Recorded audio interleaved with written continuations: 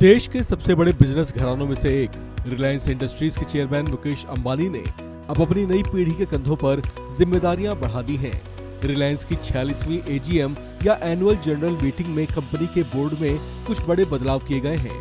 बैठक के दौरान ही नीता अंबानी ने बोर्ड से अलग होने का फैसला लेते हुए अपना इस्तीफा सौंप दिया। उनके इस्तीफे को बोर्ड ने स्वीकार करने के साथ साथ दूसरे फेरबदल पर भी अपनी मुहर लगा दी है।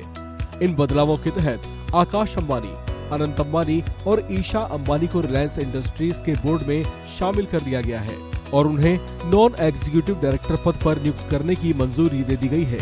रिलायंस इंडस्ट्रीज के इस बड़े फैसले को लेकर कहा जा रहा है कि मुकेश अंबानी ने ऐसा करके दरअसल अपनी विरासत को संभालने वाले अपने बच्चों को अपने कारोबार में परिपक्व करने की कोशिश की है। यहाँ एक गौर करने वाली बात यह है कि रिल बोर्ड से नीता अंबानी ने तो इस्तीफा दिया है, लेकिन मुकेश अंबानी अभी भी अगले 5 सालों तक इस बोर्ड के सदस्य के तौर पर रहेंगे। हालांकि इस पूरी अवधि के दौरान वे कोई सैलरी नहीं लेंगे। दूसरी गौर करने वाली बात यह है कि जो पद इनके तीनों बच्चों को दिए गए हैं वो नॉन एग्जीक्यूटिव डायरेक्टर का पद है, यानी कंपनी के संबंध में अंतिम फैसला इनका नहीं होगा। बिजनेस के जानकारों के मुताबिक उनके तीनों बच्चों को दिया गया ये पद दरअसल रिलायंस जैसी बड़ी इंडस्ट्रीज को संभालने की ट्रेनिंग के जैसा है। इस संबंध में रिलायंस इंडस्ट्रीज के चेयरमैन मुकेश अंबानी ने कंपनी के 46वें एजीएम के बाद शेयर होल्डर्स को संबोधित भी किया। उन्होंने इस दौरान पिछले 1 साल में कंपनी की ओर से उठाए गए जरूरी कदम और आने वाले समय में कंपनी की आगे की योजनाओं की भी जानकारी दी।